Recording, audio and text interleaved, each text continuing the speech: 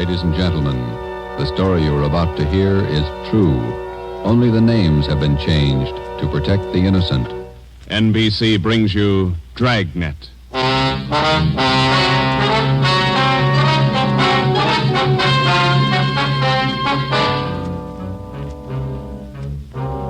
You're a detective sergeant.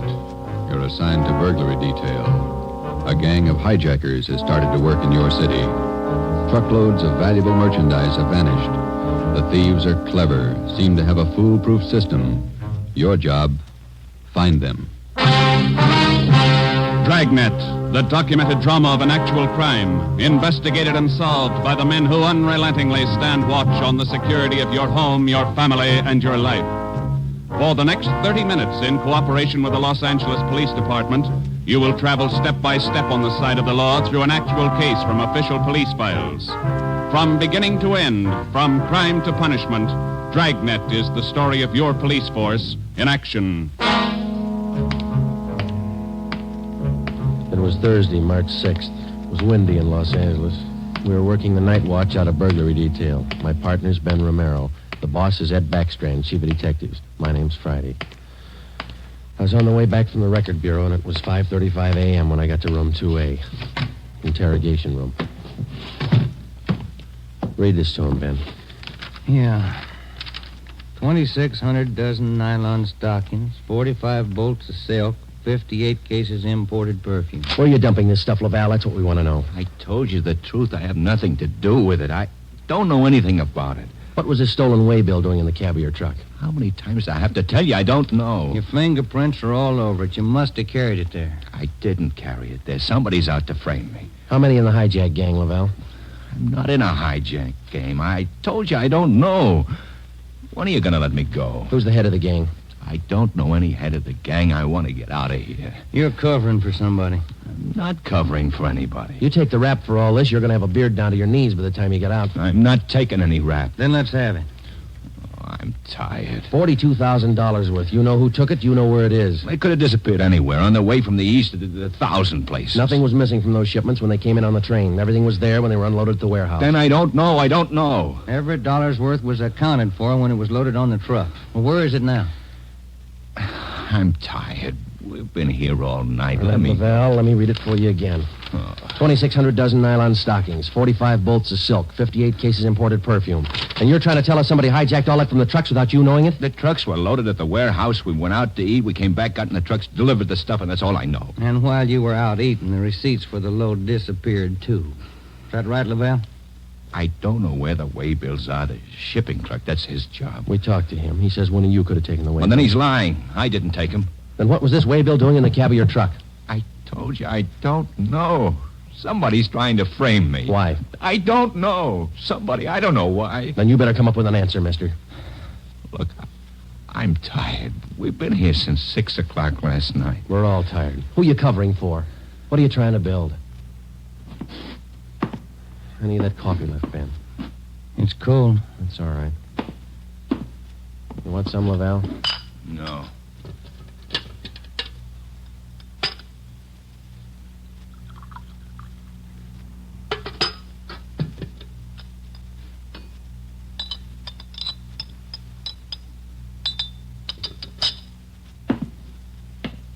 All right, now look, let's get one thing straight. We've been here all night. We can be here all day, tomorrow, the day after that, and the day after that. Yeah. We got enough to make you on this. You know that. And we're going to stay with you to tell us the truth. Everything. I've told you all I'm going to tell you. If we stay here for 6 months, you got it all. This your home phone, Hillside 8321. That's right, 8321. What time's your wife get up, Lavelle? What do you mean? Ben, get an outside line. Yeah. You're not going to call my home. That's Hillside 8321, Ben. Outside, please. Don't do that. Don't. Not my wife. Please. All right. Ask the questions again. This time I'll give you the answers. Thomas Lavelle was 38 years old. He was a well-respected man in his community. Sometimes it's like that. You can question a man for hours, and he'll never give you any information. But somewhere in every man's makeup, there's a weak point. We were lucky enough to find Lavalle's. He told us that he would give us the locations where the hijacked goods were hidden. He told us the addresses were written on the ledge of a windowsill on the 7th floor of the Teamsters Union Hall. It was 8:30 a.m. On the 7th floor, is that right? Yeah. Do me a favor. Don't make it too big. Well, look, we have to walk through the hiring hall before we get to the elevators in the back. Yeah? These handcuffs. They'll see them, all the guys in the hall. They know me. Can't you take them off my wrists till we get in the elevator? Sorry, Lavelle. Well, I won't try anything, but don't make me walk in front of them with these on. Sorry. Just till we get in the elevator. Can't you do that? I don't want the guys to see me. Well, here's my overcoat, Lavelle. I'll drape it over your hands here, and they won't see the cuffs. There you are. Come on.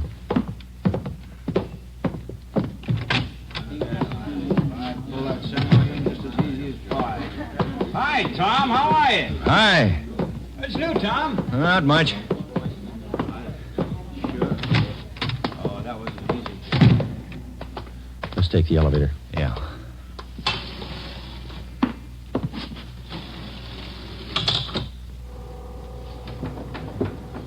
Cigarette? No, thanks. You? Yeah, okay. Thanks.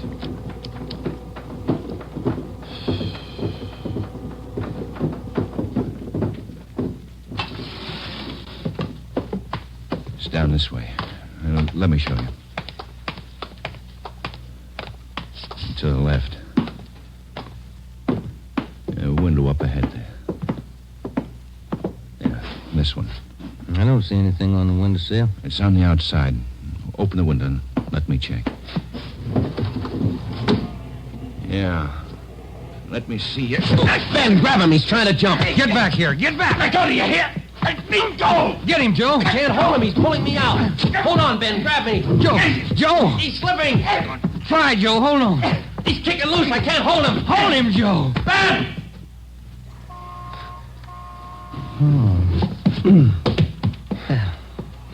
I couldn't hold him. You almost went with him. Let's get downstairs. What happened? Call an ambulance. There's been an accident. Thomas Laval was 38 years old. He was a well-respected man in his community. He died with the same reputation. We had a prisoner who'd met his death while in our custody. In cases like this, we had to have witnesses. By the time we got to the street, the usual accident crowd had gathered. Anybody here see the accident? What you want, witnesses? Yeah. Did you see it? Yeah, we saw it. Let's get their names, Ben. My name's Pete Garfield. This is Jack Morris. We'll be your witnesses. You'll probably be subpoenaed for the inquest tomorrow morning. Sure, we'll be there. We saw you push the guy out the window. We saw you kill him. The next morning at 10 a.m. in the basement of the Hall of Justice, Harold J. Lane, Deputy Coroner, City and County of Los Angeles, read the report of the findings of the autopsy on the body of the deceased Thomas Laval. As is customary at a coroner's inquest, the identification witness was called to testify first. Elizabeth Laval, please. Raise your right hand. Do you solemnly swear that the testimony you're about to give to be the truth, the whole truth, and nothing but the truth, so help you God? Yes. Be seated. State your name. Elizabeth Laval, What is your address? 1216 East Camarillo Drive. What is your occupation? I'm a housewife. What is your relation to the deceased? His wife. Have you viewed the body of the deceased in this office? Yes. Who was the deceased? Husband. Thomas Laval. Is there anything further you wish to add? Thank you. Step down, please. Joseph Friday. Raise your right hand. Do you solemnly swear that the testimony you're about to give to be the truth, the whole truth, and nothing but the truth, so help you God? I do. Be seated. State your name. Joe Friday, What is your address? 4656 Collis Avenue. What is your occupation? I'm a police officer in and for the City of Los Angeles. Are you the investigating and arresting officer on this case? I am. Will you state briefly the facts relating to the death of the deceased?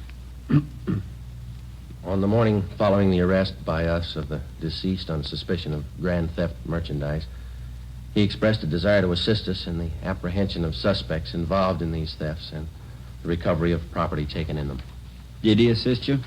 Well, he informed us that if we took him to the Teamsters Union Hall, that he'd be able to obtain addresses of the locations where the stolen property was cached. You then took him there. Yes, we did. What happened? When we arrived, he requested us to remove his handcuffs. We refused. The deceased then informed us that the addresses were written on a window ledge on the 7th floor. When we arrived at the window, under the pretense of searching for the addresses, he threw himself over the ledge. I grabbed his left leg to restrain him, but he kicked loose. Did you at any time have any idea that the deceased planned such action? I did not. What did you do then? We immediately went to the location of the body and had an ambulance dispatched. Do you have anything further to state? No, I have not. Are there any questions from the jury? That's all, Officer Friday. Step down. Peter Garfield. Raise your right hand. Yeah. Do you solemnly swear that the testimony you're about to give to be the truth, the whole truth, and nothing but the truth, so help you God? Yeah? Be seated. State your name. Pete Garfield. What is your address? 1654 North Pico. What is your occupation? Truck driver. Down at General Warehouse. Did you know the deceased? Yeah? How did you know him? I worked with him. And that cop's a liar, and so's his buddy sitting over there. Please confine the testimony of this inquest to facts. Were you present at the time the deceased met his death? I told you I was. And those two cops pushed Tom out of the window. Where were you at the time the deceased was pushed or jumped from the window? Jack and I just left the Union Hall. We were going out the front door when it happened. What attracted your attention? I heard him scream. When I looked up, Tom was falling. That cop was standing at the window watching him. Did you see the officer push him? Yes, I saw him. Did I understand you to say you were on the street outside the building at the time? Yeah. And you saw the officers push the deceased from the window on the 7th floor from your vantage point? Yeah. Isn't it true that that's a physical impossibility? What is? That you could have seen what you testified to from where you were standing? I know they pushed him. You know or you saw? I know, that's all. Tom wouldn't jump out of a window. Then it's true you didn't see the officers push the deceased out of the window? No, I didn't see him. Is there anything further you'd like to add? They must have pushed him. Any question from the jury? That's all, Garfield. Step down. Dorothy River. Raise your right hand. Yes, Do you solemnly swear that the testimony you're about to give to be the truth, the whole truth, and nothing but the truth, so help you God? I do. Be seated. State your name. Dorothy River, What is your address? 211 South Beverly Drive. And what is your occupation? I'm a stenographer at the Teamsters Union Hall. Were you present the morning the deceased met his death? I was. State where you were and what you were doing. I was in our office on the 7th floor doing some filing. Please state what you witnessed. The filing cabinet in our office is by the door. The office faces on the hallway, and the door happened to be open. I heard a commotion and looked out. I saw those two officers struggling with a man. Did you hear any conversation? Yes. I heard that officer there say, "Get back here, get back." The man outside the window yelled, "Let me go, let me go." And this officer here, Officer Friday, said, "He's pulling me out. Hold on, Ben, grab me." How far from the window were you? I'd say about 15 feet. Do you have anything else to add? Yes. As the two policemen started downstairs, Officer Friday said to me, "Call an ambulance. There's been an accident." Thank you, Miss River. Those officers didn't push that man out the window. They were trying to hold him. After hearing additional witnesses, the coroner's jury retired at 11:57 a.m. 8 minutes later, they returned with their decision. The deceased met his death voluntarily and by his own actions. The homicide detail continued the investigation of Laval's death. A week went by. With homicide working one side, we hoped that they might turn up additional leads in the hijacking case. Nothing turned up. It It seemed that with the death of Thomas Laval, our leads came to an abrupt stop. On Tuesday morning, March 16th at 9 a.m., we got a call from Chief of Detectives Ed Backstrand. Now, once more, what about the way bills on these shipments? You checked them? Everything we could. Talk to everybody that handled them. And talk to him some more. $42,000 in merchandise doesn't just disappear. Now, who's the last one to handle those way bills? The warehouse shipping clerk. The bills were signed and stamped. 2 hours after he filed them in his desk, they disappeared. What about the truck drivers? You checked them out? Talked to all of them. Nothing so far. Nothing was missing from those shipments until they left the warehouse. Is that right? Yeah. And somewhere in between the warehouse and the delivery points, $42,000 worth of goods disappeared. Somebody's got to be hijacking those loads. We know that, but how do we get to it? Maybe they're working alone. Maybe they're working with the truck drivers. It's one of the others. Got to be. We just hadn't lost Laval. Well, you lost him. That doesn't close the case. You got a suggestion? Yeah, I got a suggestion. Crack it.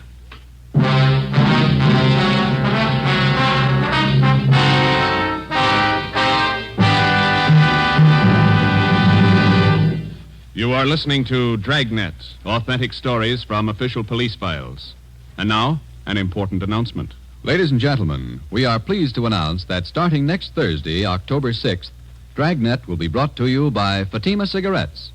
We'd like to take this opportunity to thank you, the listener, for your excellent response to our efforts in bringing you these weekly authentic presentations of actual cases from official files.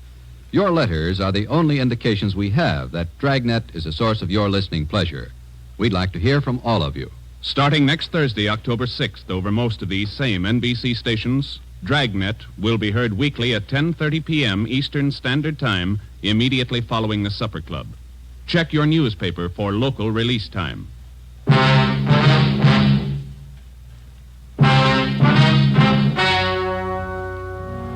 We stayed on the job.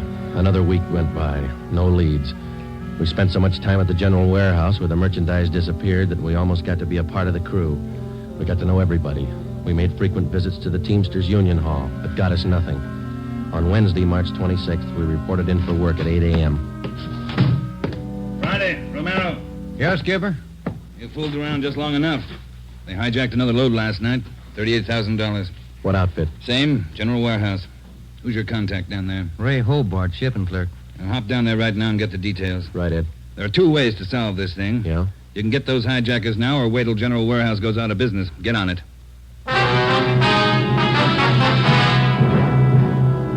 Hobart, who was the shipping clerk on duty last night? I was, working for Siegelmeister.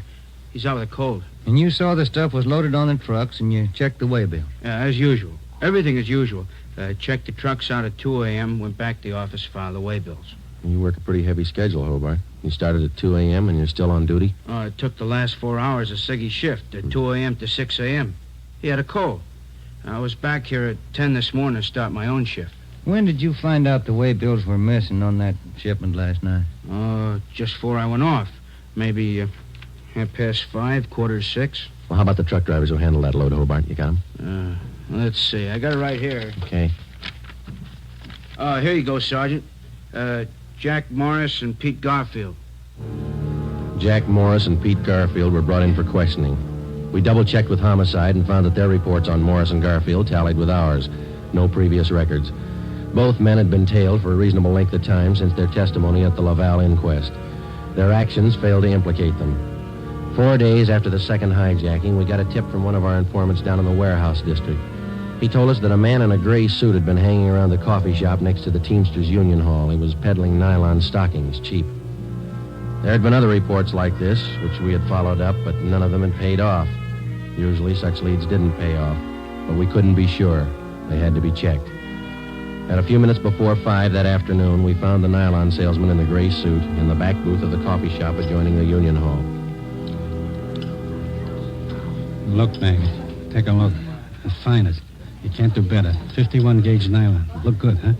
Sure do, don't they, Joe? Yeah, they do. We've been looking for you, Mac. Some of the guys in the Union Hall said that you'd be around. Sure, I saw lots of these around the hall. Truck drivers, just like you, buying them like crazy. Good deal. Sure looks like it, man. How many pair can we have? Many as you want. 4 bits a pair, you name it. You got a couple of dozen for us? Couple of dozen? No, not on me, but I can get them. Many as you want. Well, we're kind of in a hurry. Can you get them for us fast? Couple of dozen. Better make it 3 dozen, huh, Joe? Yeah, if you want. 3 dozen. Can you get them now? Couple of hours I can get them. Same quality. Want to meet me here? Oh, I don't know. We wanted them for tonight. My wife's birthday, you know. Well, maybe an hour and a half. How's that? 3 dozen, meet you here. Oh, look, Mac, maybe we're both heading the same direction. Can't we go with you and pick up the nylon? Save time for all of us. No, I don't think so. No. Can't you wait? Hour and a half? How's that? Ever find a better buy? I'm sorry, Mac. I wish we had the time.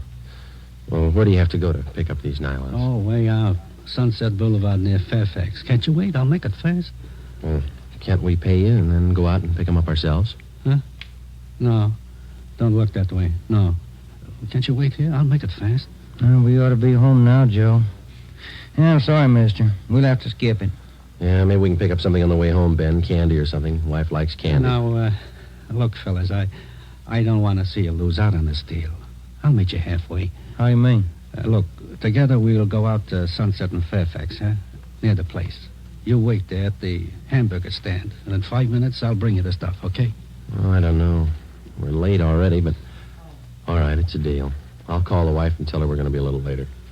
3 dozen, is that right? 3 dozen of the best. You can't do better. All right, I'll be back in just a minute.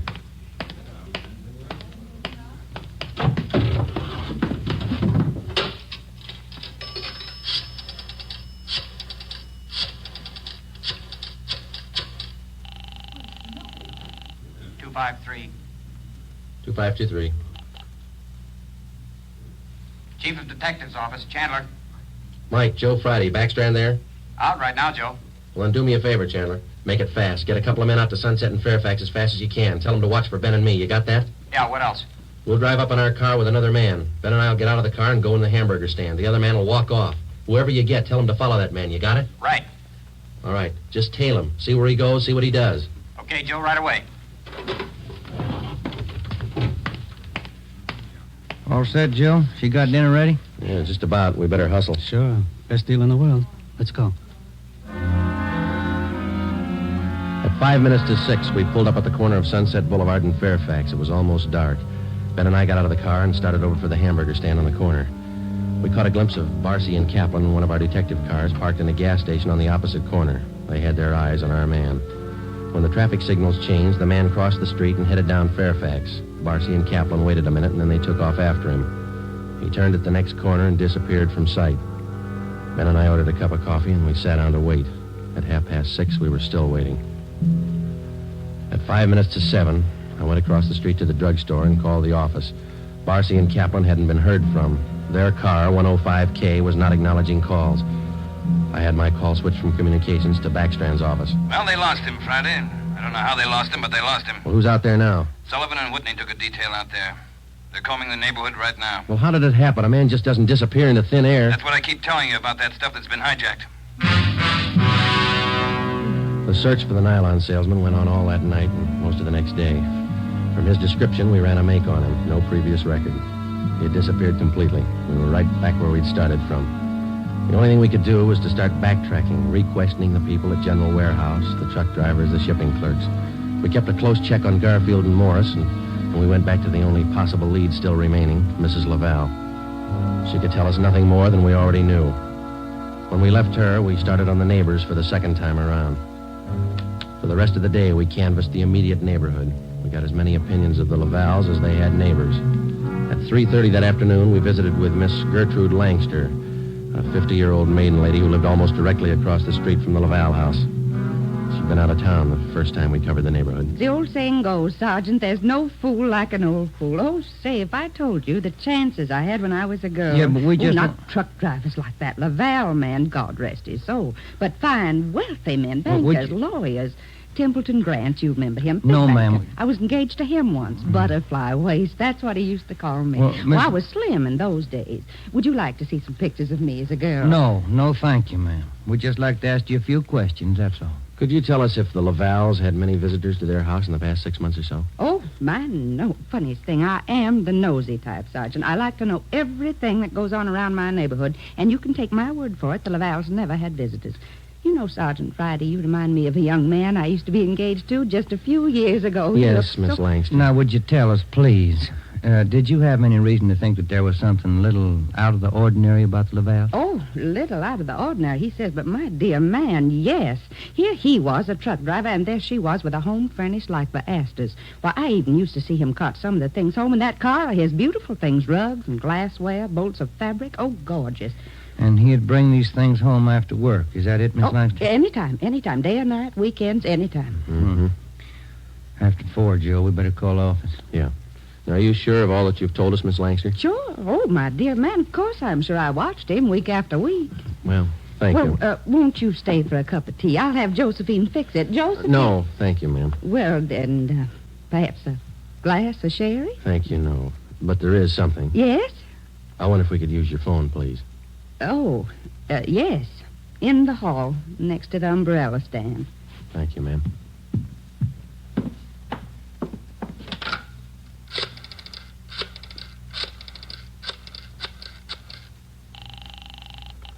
City Hall. 2523. 2523. Backstrand. Friday, Ed. Nothing much here. Well, there's something here. Barcy and Kaplan just called. Pete Garfield left his house half an hour ago. Then he picked up Morris. What's so unusual about that? Nothing, except the guy driving the car is the little man in the gray suit, the nylon salesman. Barcy and Kaplan are tailing him. Where are they now? Headed north out Riverside Drive. Well, there's nothing out there but a golf course and a lot of riding stables. I don't care what they do for recreation. Go get them. With red light and siren, it took us 12 minutes to pick up Barcy and Kaplan on Riverside Drive. At 4:23 p.m., we pulled up in front of the Blue Pony riding stables. Barcy and Kaplan's car was overturned just beyond the driveway leading up to the riding academy. Kaplan's hurt. I called an ambulance. They rammed us. What kind of a car are they in? They switched. They're driving a 12-ton Bulldog semi. Which way they head? Going north. Got a 3-minute lead on you. Pneumatic commercial. Adam 653. Let's go, Ben.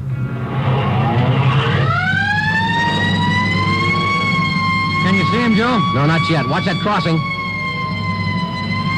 Up ahead, Joe. That's a semi. Can you read it? Wait a minute. Adam 653. That's them. Took a right on Lancashire. Don't lose them. They're pushing that semi too hard. Look at that trailer sway. They'll have to stay on Lancashire. They're going too fast to turn now. Traffic's closing in up ahead of them. They better not turn. That's what they're doing. Look at that trailer whip. They're going over. Into that storefront.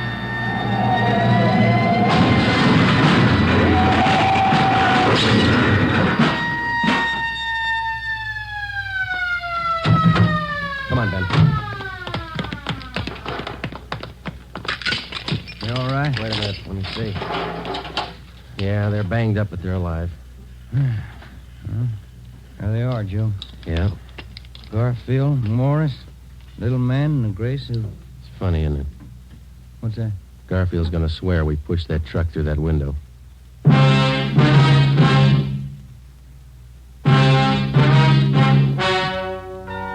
The story you have just heard is true. Only the names were changed to protect the innocent. Peter Garfield, Jack Morris, and John Dolfo, the stocking salesman, were hospitalized and later brought to trial. They were convicted on charges of grand theft and received sentences as prescribed by law. They are now serving their terms in the state penitentiary. You have just heard the 18th in a new series of authentic cases from official files. Technical advice for Dragnet comes from the Office of Acting Chief of Police W.A. Wharton, Los Angeles Police Department. Tonight's program is dedicated to motorcycle officer Elmer Forsman of the Fresno, California Police Department, who on the afternoon of October 6, 1946, gave his life so that yours might be more secure. Remember, starting next Thursday night, October 6th, Fatima Cigarettes invite you to listen to Dragnet immediately following the Supper Club. That's 10:30 p.m. Eastern Standard Time over most of these same NBC stations. Check your newspaper for local release time. Dragnet came to you from Los Angeles. Judy Canova joins the star lineup of Saturday shows tonight on NBC.